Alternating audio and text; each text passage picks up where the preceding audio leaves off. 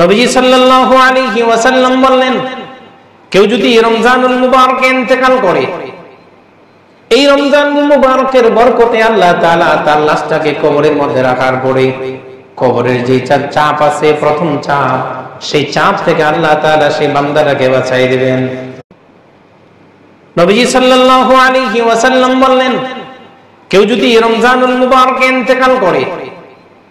এই রমজানুল মুবারকের বরকতে আল্লাহ তাআলা তার লাশটাকে কবরের মধ্যে রাখার পরে কবরের যে চাপ আছে, প্রথম চাপ, সেই চাপ থেকে আল্লাহ তাআলা সেই বান্দাটাকে বাঁচাই দিবেন। নবীজি সাল্লাল্লাহু আলাইহি ওয়াসাল্লাম বললেন, কেউ যদি রমজানুল মুবারকে ইন্তেকাল করে, এই রমজানুল মুবারকের বরকতে আল্লাহ তাআলা তার লাশটাকে কবরের মধ্যে রাখার পরে কবরের যে চাপ আছে, প্রথম চাপ, সেই চাপ থেকে আল্লাহ তাআলা সেই বান্দাটাকে বাঁচাই দিবেন।